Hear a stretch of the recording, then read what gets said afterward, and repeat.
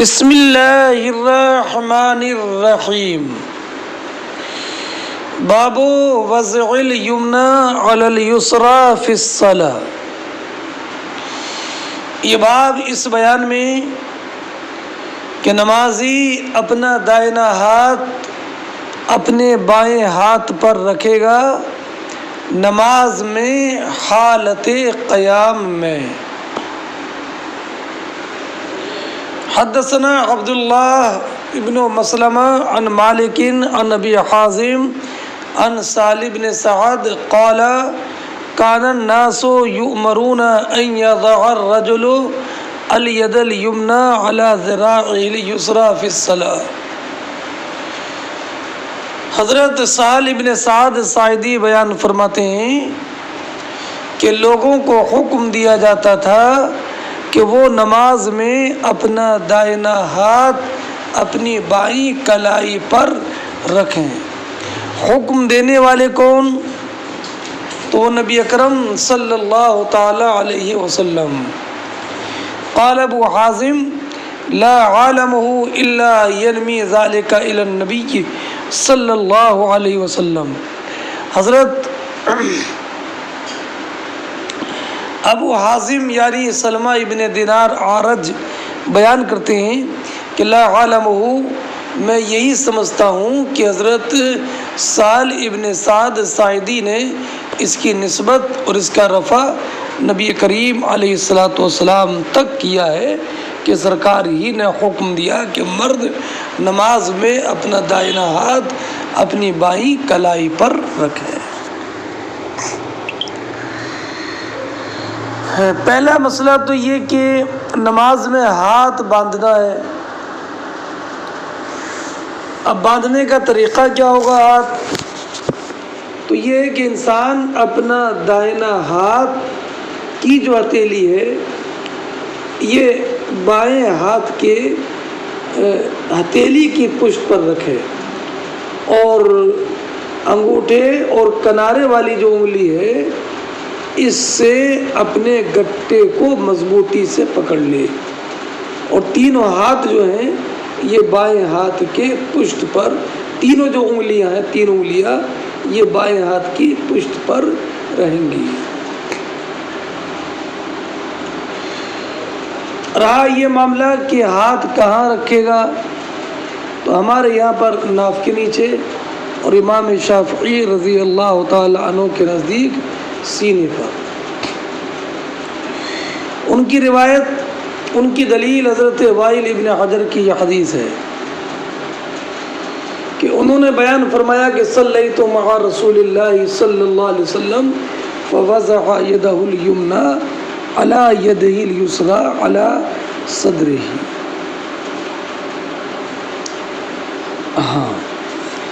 ہماری دلیل حضرت علی رضی اللہ تعالیٰ عنہ کا ارشاد ہے کہ ان من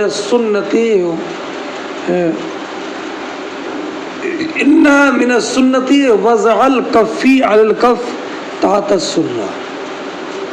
اور حضرت علی نے جو فرمایا ان من السنہ، اس لفظ کی یہ لفظ صحابہ کے نزدیک مرفوع میں داخل ہے۔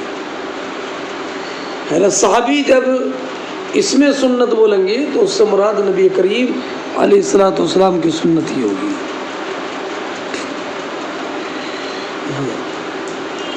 اب یہ کہ ہاتھ باندھنے کا وقت کیا ہے، تو اصل یہ ہے کہ ہر وہ قیام جس میں ذکر مسنون ہو اس میں ہاتھ باندھا جائے گا، اور جس میں ذکر نہ ہو جس قیام میں اس میں ہاتھ نہیں باندھا جائے گا۔ لہذا قنوت پڑھتے وقت میں نماز جنازہ میں ہاتھ باندھا جائے گا، اور رکوع سے اٹھنے میں یا تکبیرات عیدین کے درمیان ہاتھ نہیں، تکبیرات عیدین جو تکبیرات زوائد ہیں ان میں ہاتھ نہیں باندھا جائے گا۔ اب آئیے کہ سینے یا ناف کے نیچے ہاتھ باندھنے میں حکمت کیا ہے؟ تو ایک قول یہ کہ حکمت یہ ہے کہ چونکہ ہاتھ باندھنے میں خشوع زیادہ ہے، اور ہمارے ہاں ناف کے نیچے اس لیے کہ ناف کے نیچے ہاتھ باندھنے میں تعظیم بھی زیادہ ہے اور اہل کتاب کے ساتھ تشبہ سے اعتراض بھی ہے۔ فرماتے ہیں قال اسماعیل ینما ذالک ولم یقل ینمی۔ بھائی پہلے یہ کہا تھا قال ابو حازم لا عالم الا ینمی صیغہ معروف کے ساتھ، اور حضرت اسماعیل کہتے ہیں ینما نہیں ینمی ذالک، ینمی نہیں ینما، قال اسماعیل ینما ذالک ولم یقل ینمی، حضرت اسماعیل نے کہا ینما ذالک ولم یقل ینمی، انہوں نے ینمی نہیں فرمایا۔ ہاں یعنی صیغہ مجہول پر یہ حدیث مرسل ہو جائے گی، اور صیغہ معلوم پر پڑھیں گے ینمی تو یہ حدیث متصل ہو جائے گی، اس لیے کہ ینمی میں ضمیر سال ابن سعد ساعدی کی طرف راجع ہوگی۔ فرماتے ہیں باب الخشوع فی الصلاۃ، یہ باب نماز میں خشوع، نماز میں خشوع کا بیان ہے، نماز میں خشوع کا بیان۔ اب قرآن کریم نے ارشاد فرمایا قد افلح المؤمنون الذین هم فی صلاتهم خاشعون۔ اب خشوع کسے کہیں گے؟ تو حضرت مولا علی رضی اللہ تعالیٰ عنہ نے فرمایا کہ خشوع قلب کی صفت ہے، اور یہ کہ مسلمان بالکل سیدھا، نمازی بالکل سیدھا کھڑا ہو، ادھر ادھر نہ دیکھے۔ اور امام مجاہد نے فرمایا خشوع یہ ہے کہ نظر نیچی رکھے۔ اور محمد ابن سیرین نے فرمایا کہ خشوع یہ ہے کہ موضع سجدہ سے اپنی نگاہ کو اوپر نہ لے جائے۔ اور امام قتادہ نے فرمایا کہ خشوع یہ ہے کہ نماز میں دائیں ہاتھ بائیں ہاتھ پر رکھے۔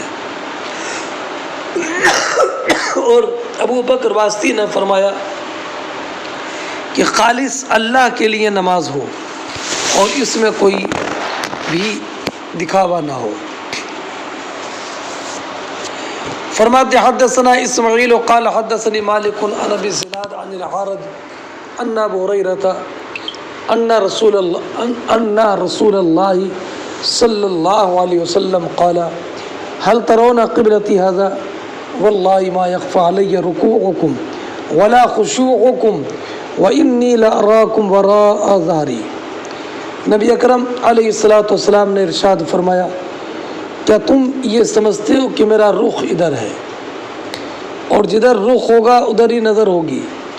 تو معنی یہ ہوگا حل ترون قبلتی، ہا ہونا کا معنی حل ترون رؤیتی، ہا ہونا، کیا یہ سمجھتے ہو کہ میں صرف ادھر دیکھتا ہوں؟ فواللہ ما یخفی علی رکوعکم ولا خشوعکم، واللہ مجھ پر نہ تمہارا رکوع مخفی رہتا ہے اور نہ تمہارا خشوع مخفی رہتا ہے۔ ہاں وَإِنِّي لَأَرَاكُمْ وَرَاءَ ظَهْرِي، اور بے شک میں تم کو اپنے پسے پشت سے بھی دیکھتا ہوں، میں تم کو اپنے پیچھے سے بھی دیکھتا ہوں جیسے کہ میں تم کو اپنے سامنے دیکھتا ہوں۔ میں نے بتایا تھا کہ امام اہل سنت رضی اللہ تعالی عنہ نے فرمایا شس جیت سمت مقابل، شب و روز یکساں حال، دھوم و نجم میں ہے آقا میری بینائی کی، آقا دھوم و نجم میں ہے آقا تیری بینائی کی۔ ہاں اب ایک بات آپ ذہن نشین رکھیں کہ یہاں پر جو سرکار نے فرمایا کہ میں اب تم کو اپنے پیچھے سے دیکھتا ہوں، کہ اس سے مراد حادثہ نظر سے دیکھنا ہے، حادثہ نظر سے دیکھنا ہے۔ اس سے بعض لوگوں نے یہ استدلال کیا کہ رکوع اور سجود میں طمانیت فرض ہے، اس لیے کہ نبی کریم علیہ الصلوۃ والسلام نے اس پر وعید فرمائی۔ جواب یہ ہے کہ تمانیت فرض نہیں ہے، اس لیے کہ اگر تمانیت فرض ہوتی تو حضور ان کو اعادہ کا حکم دیتے، لیکن جب اعادہ کا حکم نہیں دیا نماز کو تو اس سے معلوم ہوا کہ تمانیت فرض نہیں ہے۔ حدثنا محمد بن بشار قال حدثنا غندر قال حدثنا شعبہ قال سمعت قتادہ عن انس بن مالک عن النبی صلی اللہ علیہ وسلم قال اقیموا الرکوع والسجود فواللہ انی لراکم من بعدی وربما قال من بعد ظہری اذا رکعتم وسجدتم۔ انس بن مالک رضی اللہ تعالی عنہ بیان فرماتے ہیں کہ نبی اکرم علیہ الصلوۃ والسلام نے ارشاد فرمایا، اپنا رکوع اور اپنا سجدہ مکمل کیا کرو، واللہ میں تم کو اپنے پس پشت من بعدی اپنے پیچھے سے یا من بعد ظہری اپنے پس پشت سے تم کو دیکھتا ہوں۔ کب؟ اذا رکعتم وسجدتم، جب کہ تم رکوع کرتے ہو اور جب کہ تم سجدہ کرتے ہو۔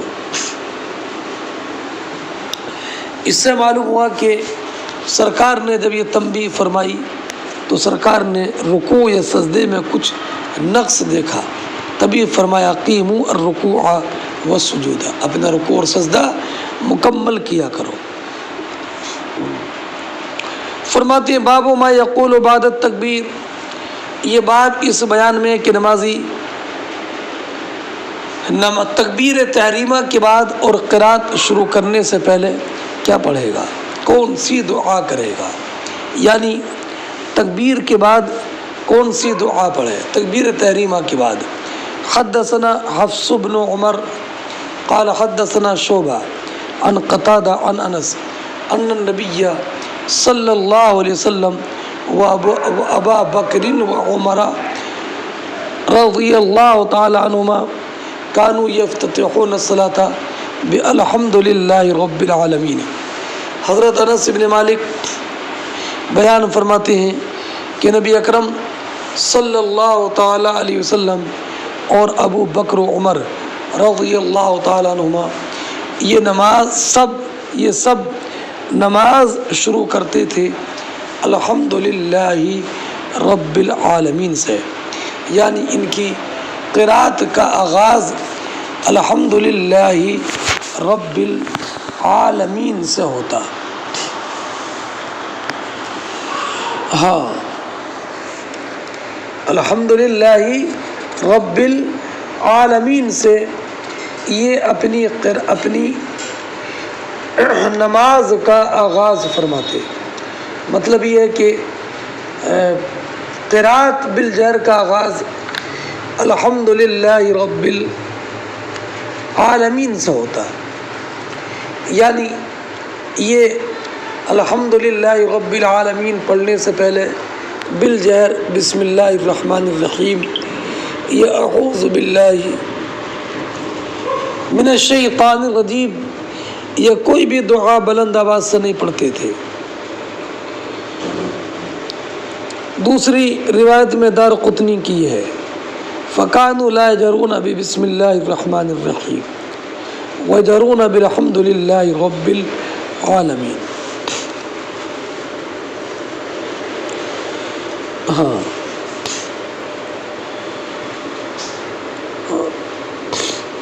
اب اس سے یہ معلوم ہوا کہ بسم اللہ الرحمن الرحیم بلند آواز سے نہیں پڑھنا ہے، اور مسلم شریف کی روایت میں ہے لا یذکرون بسم اللہ الرحمن الرحیم فی اول قرات ولا فی آخرہا، یہ بھی ہے۔ اور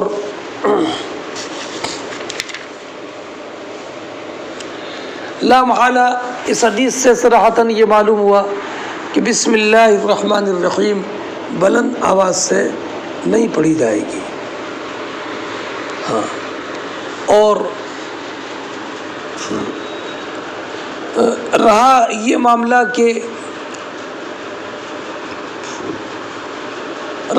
معاملہ کہ بسم اللہ الرحمن الرحیم سورہ فاتحہ کا جز نہیں ہے امام اعظم کے نزدیک، بلکہ یہ صورتوں کے درمیان فصل کے لیے نازل کی گئی، اور یہ سورہ فاتحہ کا یا کسی بھی سورت کا جز نہیں ہے، بلکہ یہ بسم اللہ الرحمن الرحیم آہستہ پڑھے گا۔ یہ سفیان ثوری، احمد اسحاق کا مذہب ہے۔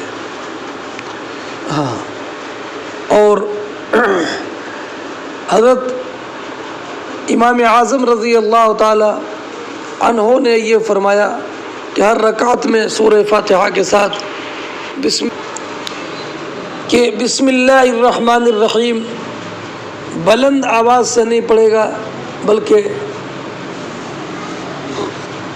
سرن پڑھے گا، آہستہ پڑھے گا۔ اس کی قرات بالسر ہے، بالجہر نہیں ہے۔ تو اس تعلق سے میں نے آپ کو یہ بتایا کہ ابھی حدیث پاک آپ نے پڑھی کہ نبی کریم علیہ الصلاۃ والسلام اور حضرت ابو بکر صدیق و حضرت عمر رضی اللہ تعالی عنہما یہ قرات کا آغاز بسم اللہ الرحمن الرحیم سے فرماتے تھے۔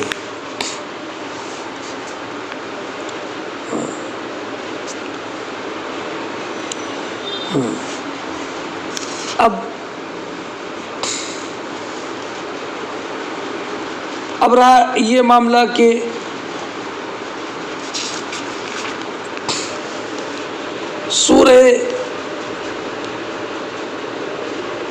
سورہ فاتحہ کا جز نہیں ہے، یہ امام اعظم کا مذہب ہے، اس لیے کہ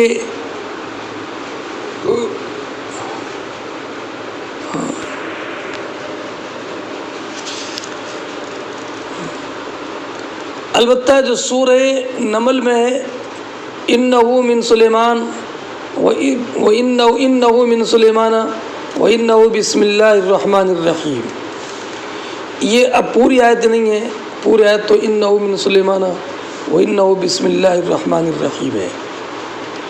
جب یہ پڑھے گا تو قرات بالجہر ہوگی، اس لیے کہ یہ قرآن کا جز ہے۔ اور اس کے علاوہ جو بسم اللہ الرحمن الرحیم کسی سورت کے شروع میں پڑھے گا تو نماز میں اگر ہے تو وہ آہستہ پڑھے گا، جیسے کہ اعوذ باللہ اور سبحانک اللہم وبحمدک، یہ آہستہ پڑھا جاتا ہے۔ اگلی روایت دیکھو، حدثنا موسیٰ ابن اسماعیل قال حدثنا عبد الواحد بن زیاد قال حدثنا عمارة بن القعقاع قال حدثنا ابو زرعہ قال حدثنا ابو ہریرہ قال كان رسول اللہ صلی اللہ علیہ وسلم يسكت بين التکبیر وبين القراءة اسکاتة قال احسبه قال حنیہ۔ حضرت ابو ہریرہ رضی اللہ تعالیٰ عنہ بیان فرماتے ہیں کہ نبی اکرم علیہ الصلاۃ والسلام تکبیر تحریمہ اور قرات کے درمیان کچھ دیر خاموش رہتے تھے۔ اسکاتتن، ابو زرعہ کہتے ہیں کہ میرا گمان یہ کہ ابو ہریرہ نے کہا اسکاتتن حنیہ، فقلت بأبی و امی یا رسول اللہ، تو ابو ہریرہ کہتے ہیں کہ میں نے نبی کریم علیہ الصلاۃ والسلام کی بارگاہ میں عرض کیا، میرے ماں باپ آپ پر قربان یا رسول اللہ، اسکاتوں کا بین التکبیر والقراءۃ ما تقول، یا اسکاتہ کا تو فعل محذوف ہوگا، اسألو کا اسکاتہ کا، یا رسول اللہ میں تکبیر اور قراءت کے درمیان آپ کے خاموش رہنے کے بارے میں سوال کرتا ہوں کہ آپ تکبیر اور قراءت شروع کرنے کے درمیان کیا پڑھتے ہیں؟ تو سرکار نے فرمایا قولو اللہم باعد بینی و بین خطایا کما باعدت بین المشرق والمغرب، اے اللہ میرے اور میری خطاؤں کے درمیان ایسی دوری پیدا فرما دے جیسے کہ مشرق و مغرب میں۔ کہ خطا کا مجھ تک پہنچنا ممکن نہ رہے۔ اور اللہم نقنی من الخطایا کما ینقی الثوب الابیض من الدنس، اور یا اللہ مجھے تو خطاؤں سے ایسا پاک کر دے جیسے کہ سفید کپڑا میل سے پاک کیا جاتا ہے۔ اللہم اغسل خطایا بالماء والثلج والبرد، اور سرکار نے دعا فرمائی، اے اللہ میری خطاؤں کو پانی، برف اور اولے سے دھو دے۔ اور نبی کریم علیہ السلام کا یہ دعا پڑھنا یا تو تعلیم امت کے لیے تھا، یا تواضعاً تھا، اور یا یہاں پر خطا سے مراد ذلت ہے، جو کہ نبی کریم علیہ السلام کے شان ارفع و اعلیٰ کے مناسب نہ تھی، یعنی خلاف امور کام جو کسی مصلحت اور حکمت کے پیش نظر نبی اکرم علیہ السلام سے صادر ہوئے۔ اب اس سے یہ معلوم ہوا کہ نبی کریم علیہ السلام قرات شروع کرنے سے پہلے یہ دعا پڑھتے تھے۔ ہاں، یہ دعائیں پڑھتے تھے۔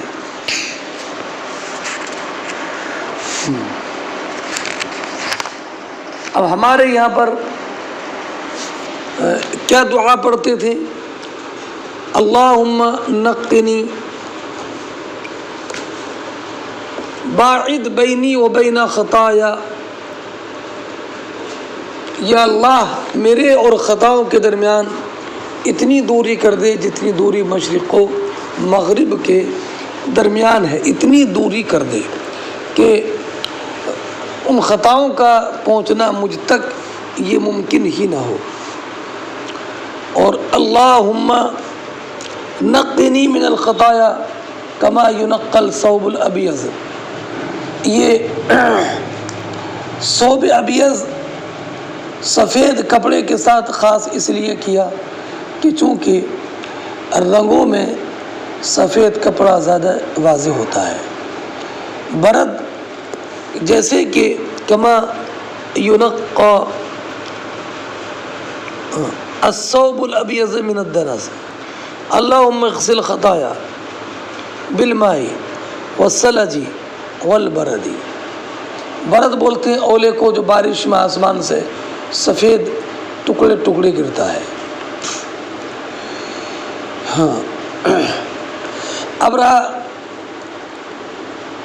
کہ ان تین کا ذکر سرکار نے کیوں کیا، ماء والثلج والبرد، تو پانی ٹھنڈا ہوتا ہے، اس کے بعد جو اس سے زیادہ ٹھنڈا ہے برف، اس کا ذکر کیا، اور اس کے بعد جو برف سے بھی زیادہ سرد ہے اولا، اس کا بیان کیا۔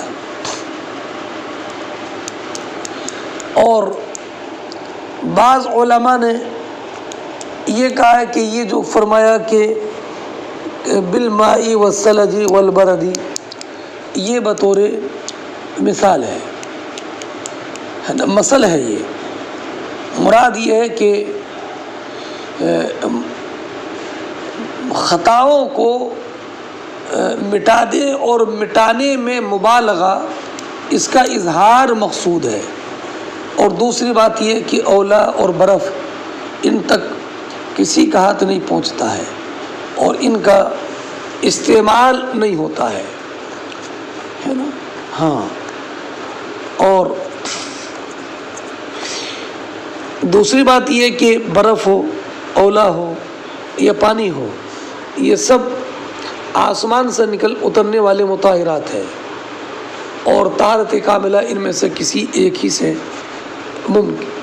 طہارت کاملہ ان میں سے کسی ایک کے ذریعے ہی ہوتی ہے۔ اسی لیے یہ مطہرات جو منزلہ من السماء ہیں ان کا ذکر کیا ہے۔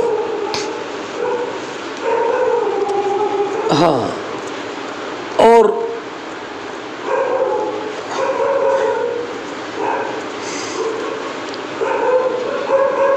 اب اس سے اس حدیث سے چند باتیں معلوم ہوئی کہ نبی کریم علیہ الصلوۃ والسلام تکبیر تحریمہ اور قرات شروع کرنے کے درمیان یہ دعا پڑھتے تھے، اور ہمارے یہاں سبحانک اللہم و بحمدک تبارک اسمک و تعالی جدک ولا الہ غیرک، اس لیے کہ عائشہ صدیقہ رضی اللہ تعالیٰ عنہ سے مروی ہے کہ سرکار جب نماز شروع فرماتے تھے تو پہلے یہ دعا پڑھتے تھے.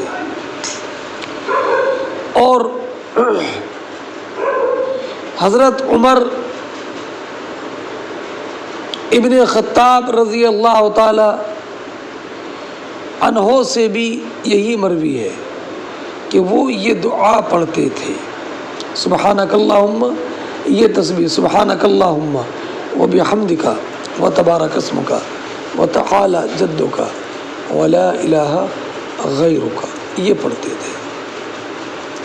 عبداللہ ابن عمر رضی اللہ تعالی عنہ نے بھی یہی فرمایا. اس لیے ہمارے یہاں پر جو دعائیں معصور ہے وہ سبحانک اللہم و بحمدک و تبارک اسمک و تعالی جدک ولا الہ غیرک ہے. اور اکثر اہل علم کا یہی ہے کہ نبی کریم علیہ الصلوۃ والسلام بھی یہی پڑھتے تھے، سبحانک اللہم و بحمدک و تبارک اسمک و تعالی جدک ولا الہ غیرک. ہاں، حضرت عبداللہ ابن مسعود رضی اللہ تعالیٰ عنہ کی روایت بھی طبرانی شریف میں ہے کہ سرکار جب نماز کا آغاز کرتے تو سبحانک اللہم و بحمدک و تبارک اسمک الی آخرہ یہ پڑھتے تھے. اور حضرت انس رضی اللہ تعالی عنہ بھی یہی فرماتے ہیں کہ سرکار جب نماز کے شروع کے لیے تکبیر کہتے تو اپنے ہاتھوں کو بلند کرتے، یہاں تک کہ آپ کے انگوٹھا آپ کے کانوں کے مقابل ہو جاتا، اور پھر یہ دعا پڑھتے سبحانک اللہم و بحمدک و تبارک اسمک و تعالی جدک ولا الہ غیرک. اور یہ بھی ہے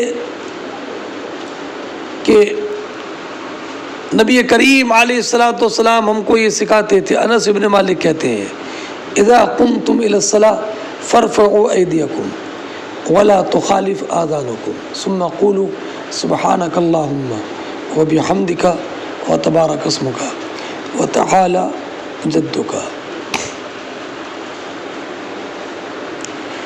ہاں، اور یہ سبحانک اللہم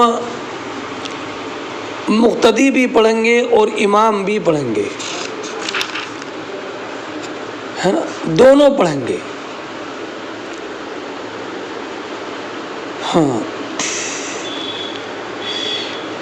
اب اگلا باب دیکھیں. حدثنا ابن ابی مریم قال اخبرنا نافع ابن عمر قال حدثني ابن ابی ملیکہ عن اسماء بنت ابی بکر ان النبی صلی اللہ علیہ وسلم صلی صلاة الکسوف فقام فأطال القیام ثم رکع فأطال الرکوع ثم قام فأطال القیام ثم رکوع فأطال الرکوع ثم سجد. حدیث پاک کا ترجمہ دیکھیں. حضرت اسماء بنت ابی بکر صدیق رضی اللہ تعالی عنہا بیان فرماتی ہیں کہ نبی اکرم علیہ الصلوۃ والسلام نے سورۃ گہن کی نماز پڑھائی تو آپ نے قیام فرمایا اور لمبا قیام کیا، پھر رکوع کیا اور لمبا رکوع کیا، اس کے بعد آپ نے رکوع سے سر اٹھایا تو آپ نے قیام لمبا کیا، ثم رکع، پھر آپ نے دوبارہ رکوع کیا، فاطال الرکوع، تو رکوع لمبا کیا، ثم رفع، پھر سر اٹھایا، ثم سجد، پھر سجدہ کیا اور سجدہ لمبا کیا، پھر آپ نے اپنا سر اٹھایا، پھر سجدہ کیا اور لمبا سجدہ کیا، پھر آپ نے اپنا سر مبارک اٹھایا، پھر لمبا رکوع کیا، پھر رکوع کیا اور رکوع لمبا کیا، پھر سر اٹھایا اور پھر قیام لمبا کیا، پھر رکوع کیا اور لمبا رکوع کیا، ثم رفع فسجد فاطال السجود، ثم رفع ثم سجد فاطال السجود ثم انصرف، اس کے بعد حضور نماز سے فارغ ہوئے اور فرمایا مجھ سے جنت قریب ہو گئی، یہاں تک کہ اگر میں اس پر جرأت کرتا تو اس کے خوشوں میں سے کچھ خوشے تم کو لا کر دیتا، اور مجھ سے جہنم قریب ہو گئی، یہاں تک کہ میں نے کہا اے رب کیا میں ان کے ساتھ ہوں؟ تو میں نے دیکھا کہ ایک عورت اس کے جسم کی کھال کو ایک بلی نوچ رہی ہے، تو میں نے عرض کیا کہ اس کا کیا معاملہ ہے؟ تو بتایا کہ حبستھا، اس عورت نے بلی کو روک رکھا تھا یہاں تک کہ یہ بھوک سے مر گئی، نہ اسے کچھ کھانے کو دیا اور نہ اس کو چھوڑا کہ یہ کیڑے مکوڑے کھا لیتی۔ نافع کہتے ہیں ولا ارسلتا تاکلو من خشیش الارض او خشاش الارض، کہ زمین کے کیڑے مکوڑے یہ کھا لیتی۔ یہ لمبی حدیث ہے اور یہ کتاب، یہ نماز سورۃ گہن سے متعلق ہے، اور اس میں کئی طرح سے ہمارے درمیان ہمارے ائمہ مجتہدین کے سورج گہن کی نماز کی روایت 24 صحابہ کرام علیہم الرحمۃ والرضوان سے ہے، ان میں سے ایک حضرت اسماء بنت ابی بکر صدیق رضی اللہ تعالی عنہ ہے جو ابھی آپ نے پڑھی، ایک حضرت عبداللہ ابن عباس ہے، حضرت علی ابن ابی طالب ہیں، حضرت عائشہ صدیقہ رضی اللہ تعالی عنہ ہیں، عبداللہ ابن عمر ہیں، نعمان ابن بشیر ہیں، مغیرہ ابن شعبہ ہیں، ابو مسعود ہیں، ابو بکرہ ہیں، ابو مسعود انصاری ہیں، عبداللہ ابن مسعود ہیں، عبداللہ ابن عمر ہیں، جابر ابن عبداللہ ہیں، عبد الرحمن ابن سمرہ ہیں، حضرت حذیفہ ہیں، حضرت محمود ابن لبید ہیں، ابو درداء ہیں، ابو ہریرہ ہیں، اور ام سفیان ہیں، عقبہ ابن عامر ہیں۔ ان تمام صحابہ کرام علیہم الرحمۃ والرضوان سے نماز کسوف سورج گہن کی نماز کی روایت ہے۔ اب سورج گہن کی نماز کس طریقے سے پڑھی جائے گی؟ تو امام اعظم رضی اللہ تعالیٰ عنہ کے نزدیک وہ اور نمازوں کی طرح 2 رکعت نماز ہوگی، یعنی دونوں رکعتوں میں سے ہر رکعت میں ایک رکوع اور 2 سجدے، تو دونوں رکعتوں میں 4 سجدے اور 2 رکوع۔ یہ امام اعظم رضی اللہ تعالی عنہ کے نزدیک ہے، اور امام شافعی رضی اللہ تعالی عنہ کے نزدیک ہر رکعت میں 2 سجدے ہیں اور 2 رکوع ہیں، تو 4 رکوع اور 4 سجدے۔ ان کی دلیل یہی حدیث مبارک ہے۔ ابھی میں اس حدیث کا جواب ابھی ذکر کروں گا۔ سورج گہن کی نماز یہ سنت ہے، واجب نہیں ہے، اور یہ نماز جامع مسجد میں یا عیدگاہ میں پڑھی جائے، ہے نا، اور اس کی ادائیگی کا وقت جو ہے جب کہ سورج میں گہن لگنا شروع ہو جائے، اور وہ وقت ایسا ہو کہ جس میں کہ نفل نماز پڑھنا جائز ہو۔ اور اگر سورج میں گہن لگا عصر کے بعد یا استواء شمس کے بعد، تو اس وقت میں نماز ہمارے یہاں پر نہیں پڑھی جائے گی، ہاں، جب تک کہ نماز پڑھنے کے جواز کا وقت نہیں آ جاتا۔ ہاں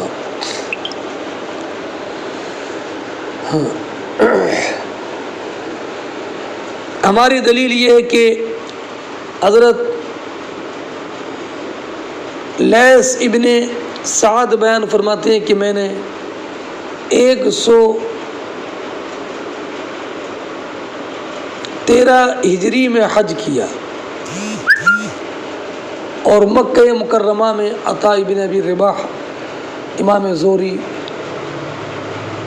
ابن ابی ملیکہ، اکرمہ بن خالد، عمر بن شعیب، ایوب بن موسیٰ سب تھے۔ اور سورج کو گہن لگا عصر کے بعد تو سب یہ دعا کرنے لگے، تو میں نے ایوب ابن موسیٰ سے کہا یہ لوگ نماز کیوں نہیں پڑھ لے؟ تو انہوں نے بتایا کہ چونکہ عصر کے بعد نبی کریم علیہ الصلاۃ نے نفل نماز سے منع فرمایا ہے۔ تو یہ سورج بالکل واضح ہونے تک دعا کرتے رہے۔ ہاں چلیے، اب رہا یہ مسئلہ کہ نماز کیسے پڑھی جائے گی، تو ہمارے یہاں پر یہ ہے کہ بلا اذان و اقامت کے نماز فجر اور جمعے کی طرح پڑھی جائے گی، ہر رکعت میں ایک رکوع۔ یہی قول امام ابراہیم نخعی، سفیان ثوری، ابن ابی لیلہ اور عبداللہ ابن زبیر کا مذہب ہے۔ ہاں، اور یہی مروی ہے عبداللہ ابن عمر سے، ابو بکرہ سے، سمرہ ابن جندب سے، عبداللہ ابن عمر سے، نعمان ابن بشیر سے، عبد الرحمن ابن سمرہ سے، اور امام شافعی، امام مالک، امام احمد، امام ابو ثور اور علماء حجاز کے نزدیک سورج گہن کی نماز 2 رکعتیں ہیں، ہر رکعت میں 2 رکوع اور 2 سجدے ہوں گے، ہر رکعت میں 2 رکوع اور 2 سجدے ہوں گے۔ ہاں، اب ہماری دلیل یہ ہے کہ عبداللہ ابن عمر، اس حدیث کی تخریج کی ابو داود اور نسائی شریف میں اور ترمذی شریف میں۔ تو عبداللہ ابن عمر بیان فرماتے ہیں کہ نبی اکرم علیہ السلام کے زمانے میں سورج میں گہن لگ گیا، فقام رسول اللہ، تو نبی کریم علیہ السلام کھڑے ہوئے،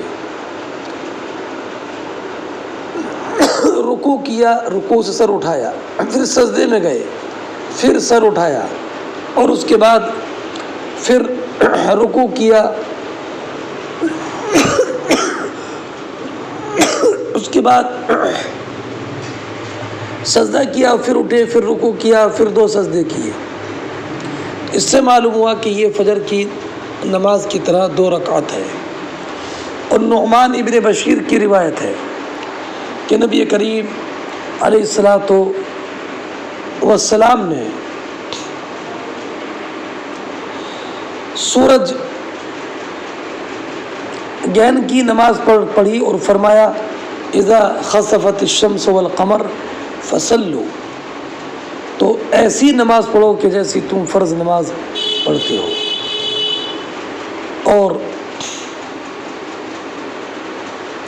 حضرت قبیصہ ہلالی کی روایت ہے جو ابو داود شریف میں ہے کہ نبی کریم علیہ السلام کے زمانے میں سورج میں گہن لگ گیا تھا، اور میں اس وقت مدینہ طیبہ میں حضور کے ساتھ تھا، تو حضور تیزی کے ساتھ نکلے اور 2 رکعت نماز پڑھائی، فاطال فی القیام، اس میں قیام لمبا کیا، ثم انصرف وانجلت۔ اور ابو بکرہ کی روایت بخاری شریف میں ہے کہ نبی کریم علیہ السلام کے زمانے میں سورج میں گہن لگا، سرکار تیزی کے ساتھ مسجد میں پہنچے، فصلی رکعتین، تو حضور نے 2 رکعت نماز پڑھائی.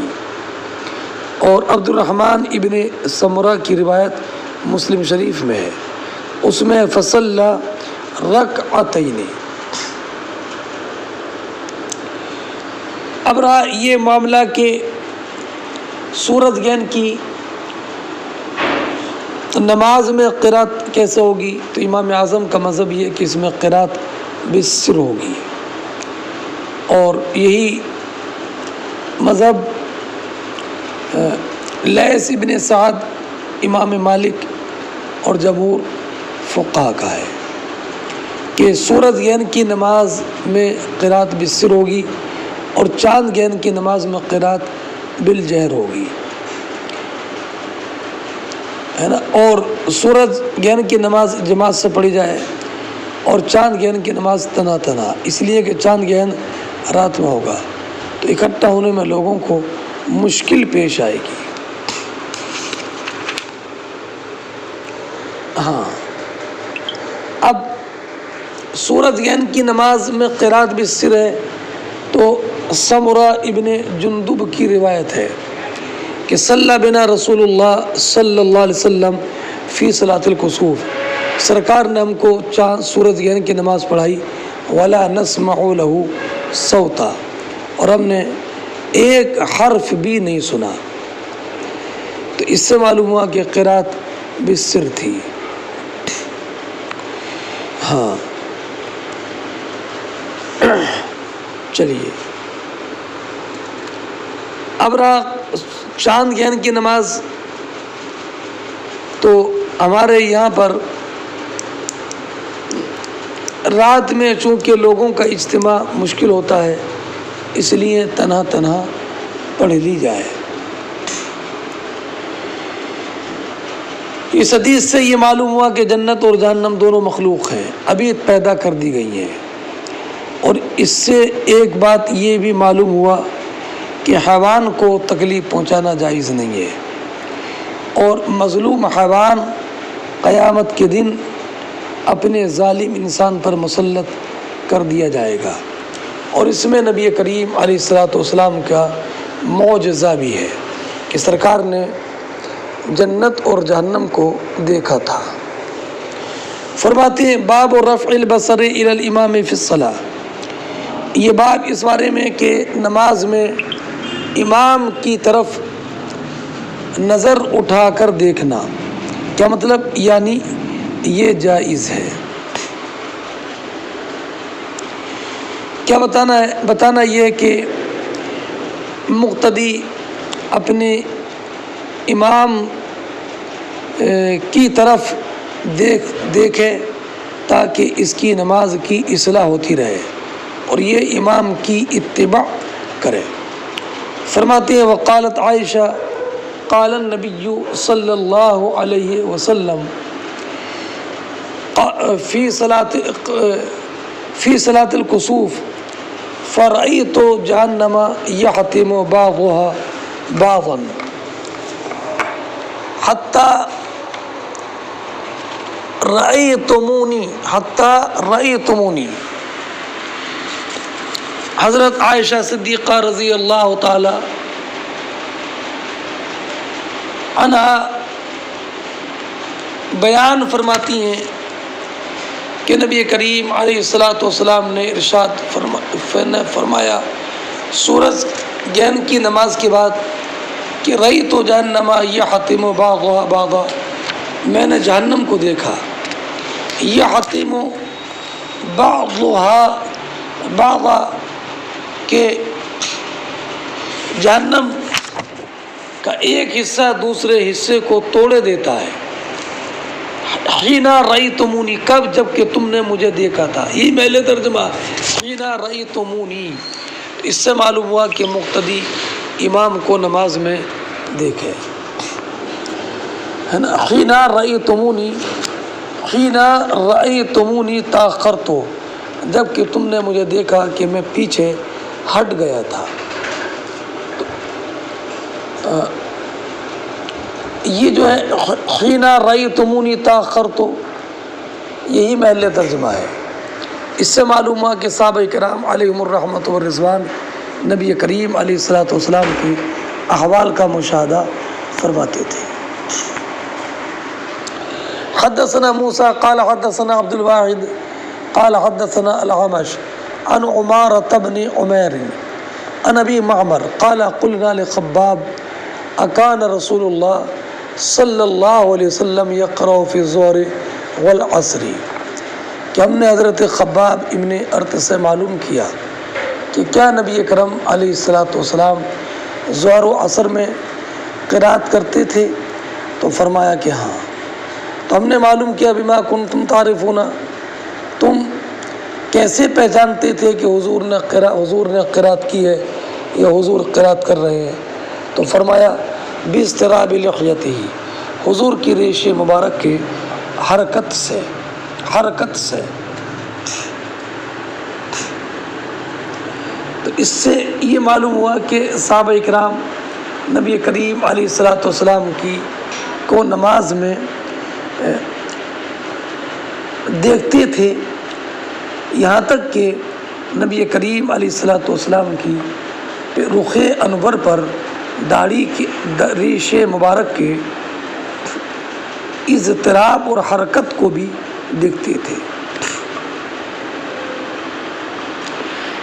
اس سے چند باتیں معلوم ہوئی، ایک یہ کہ ظہر و عصر میں قرات واجب ہے، یہ بھی معلوم ہوا، اور اس میں حضرت ابو سعید خدری کی روایت بھی ہے کہ جو امام مسلم نے تخریج کی ہے کہ نبی اکرم علیہ الصلاۃ والسلام ظہر کی پہلی 2 رکعتوں میں قرات کرتے تھے، ہر رکعت میں 30 آیتوں کی بمقدار، اور عصر کی پہلی 2 رکعتوں میں قرات کرتے تھے، ہر رکعت میں 15 آیتوں کی بمقدار۔ اور عمران ابن حسین کی روایت ہے جو امام مسلم نے تخریج کی ہے کہ نبی اکرم علیہ الصلاۃ والسلام نے ظہر کی نماز پڑھائی تو پیچھے سے ایک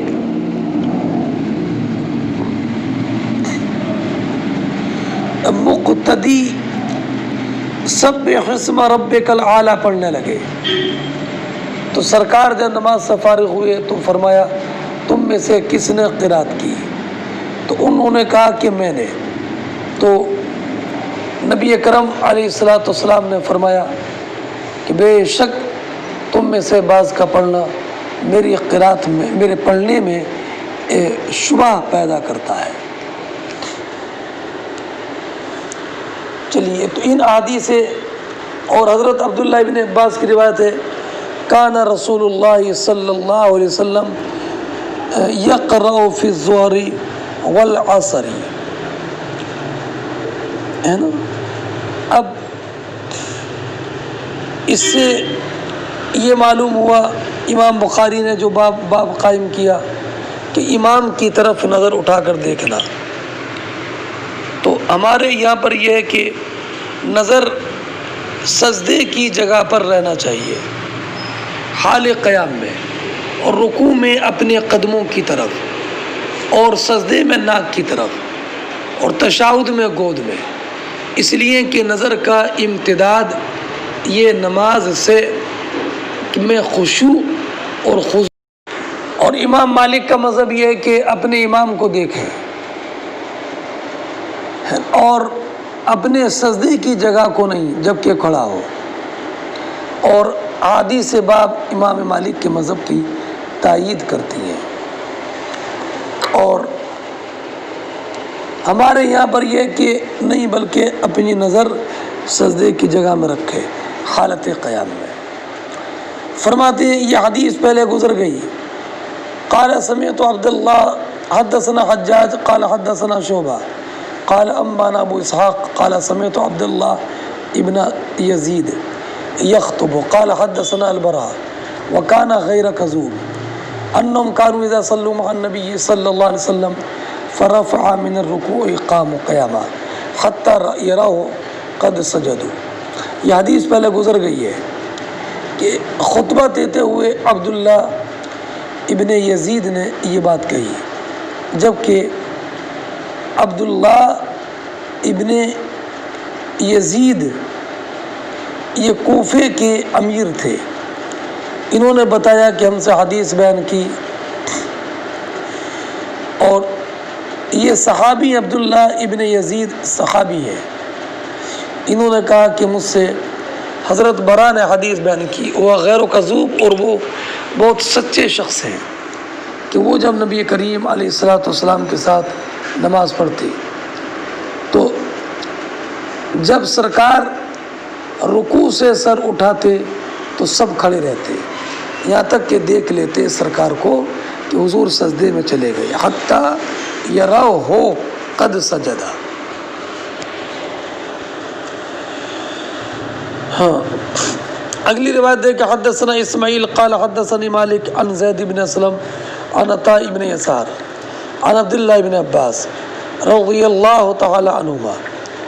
وہ عبداللہ بن عباس بیان فرماتے ہیں کہ نبی کریم علیہ الصلاۃ والسلام کے زمانے میں سورج کو گرہن لگ گیا تو حضور نے نماز پڑھائی، فقالوا یا رسول اللہ، تو صحابہ کرام علیہم الرحمۃ والرضوان نے عرض کی، یا رسول اللہ رأیناک تناول شیئا فی مقامک ثم رأیناک تقعقعت، یا رسول اللہ ہم نے دیکھا کہ آپ اپنی جگہ سے کچھ آگے بڑھ گئے اور پھر ہم نے دیکھا کہ آپ پیچھے ہٹ گئے۔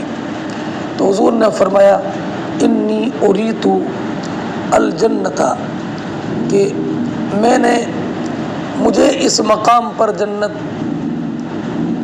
دکھائی گئی، فتناولت منہ عنقودا، تو میں نے اس سے خوشہ توڑنے کا ارادہ کیا، ولو اخذته لاکلت منہ ما بقیت الدنیا، اگر میں ایک خوشہ لے لیتا تو تم اس سے کھاتے جب تک کہ یہ دنیا باقی رہتی،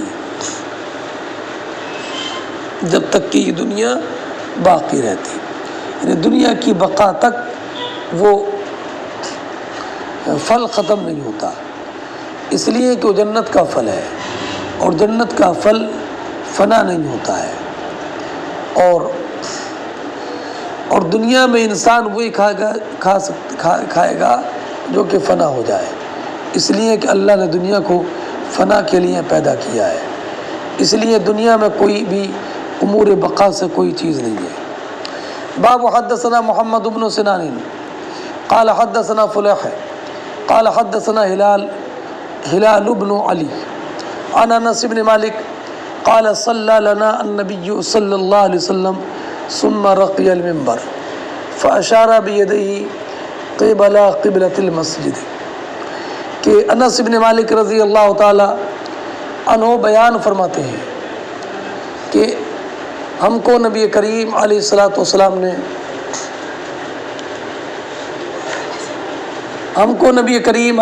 والسلام نے نماز پڑھائی، پھر منبر پر تشریف فرما ہوئے، فاشار بیدہ، تو آپ نے اپنے ہاتھ سے مسجد کے قبلے کی طرف اشارہ کیا، اور پھر فرمایا لقد رأیت الآن، میں نے بھی دیکھا جب میں نے تم کو نماز پڑھائی تھی، کیا دیکھا کہ جنت اور جہنم اس دیوار کے قبلے میں مثالی وجود کے ساتھ، تو میں نے آج کی طرح خیر اور آج کی طرح شر میں کوئی دوسرا منظر نہیں دیکھا۔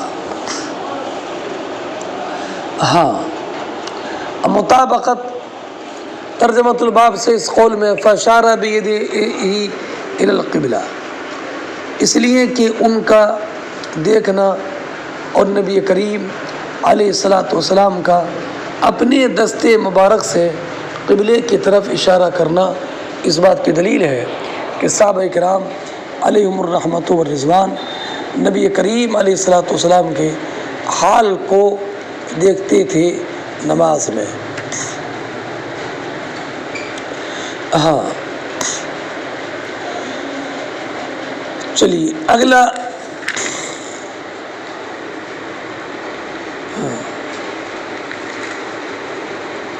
باب دیکھیں، باب رفع البصر الی السماء فی الصلاۃ۔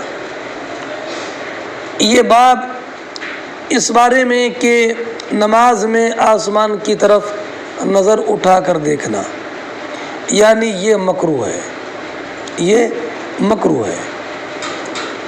فرماتے ہیں حدثنا علی بن عبداللہ قال اخبرنا یحییٰ ابن سعید قال حدثنا ابن ابی عروبہ قال حدثنا قتادہ ان انس بن مالک حدثهم قال قال النبی صلی اللہ علیہ وسلم ما بال اقوام يرفعون ابصارهم الى السماء في صلاتهم، کیا حال ہے لوگوں کا کہ اپنی نگاہیں نماز میں آسمان کی طرف اٹھا کر دیکھتے ہیں۔ فاشتد قوله في ذلك، تو نبی کریم علیہ السلام کا اس معاملے میں ارشاد بات کلام سخت ہو گیا، یہاں تک کہ حضور نے فرمایا اس سے لوگ باز آ جائیں ورنہ ان کی نگاہیں اچک لی جائیں گی، ورنہ ان کی نگاہیں اچک لی جائیں گی۔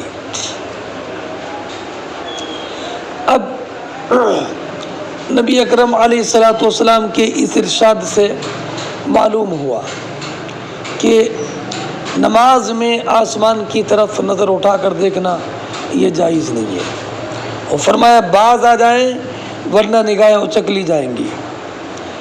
اس میں سخت وعید ہے، اور یہ وعید اس بات کو چاہتی ہے کہ حرام ہو، لیکن اجماع اس بات پر ہے کہ آسمان کی طرف نظر اٹھا کر دیکھنا یہ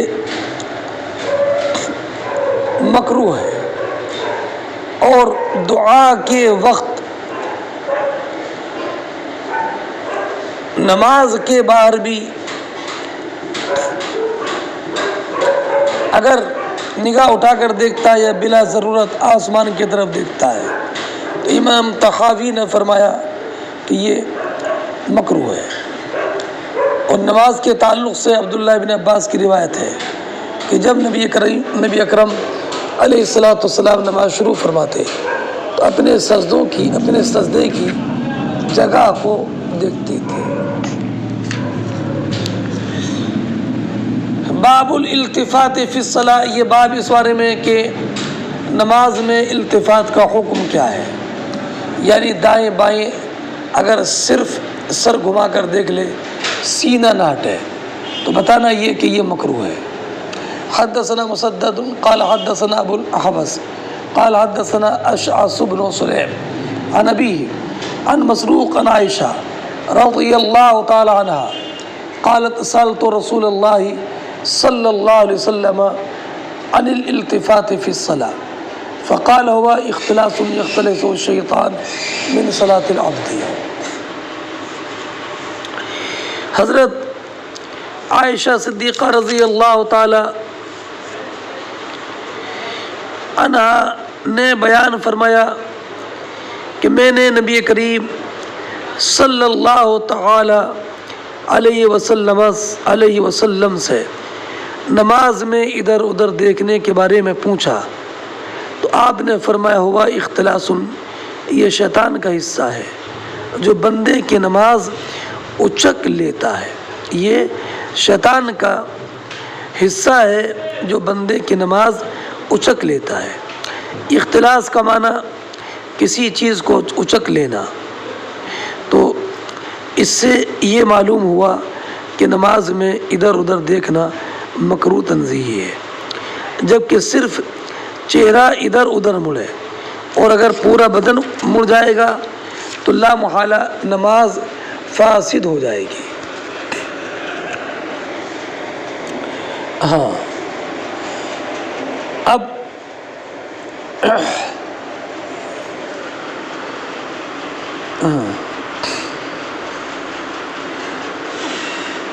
ادھر ادھر چہرہ پھیرنے سے ممانعت تو حدیث پاک میں نسائی شریف اور ابو داود میں ہے کہ نبی کریم علیہ السلام نے ارشاد فرمایا لا یزال اللہ عز وجل مقبلا علی العبد فی صلاته ما لم یلتفت فاذا صرف وجہ انصرف عنہ۔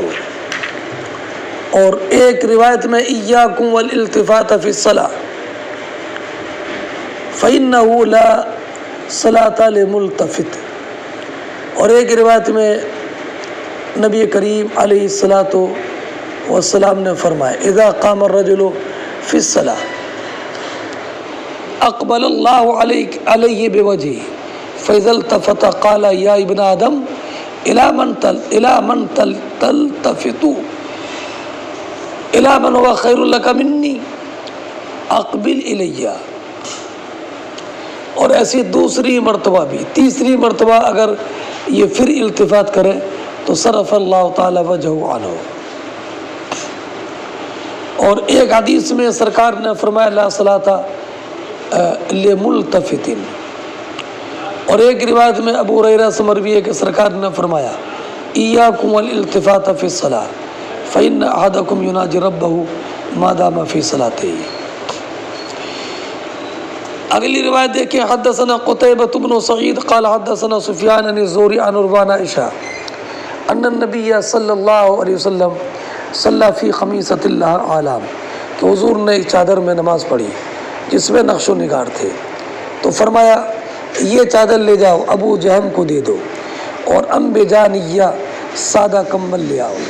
انبجانیہ کا سادہ کمبل لے آؤ. اب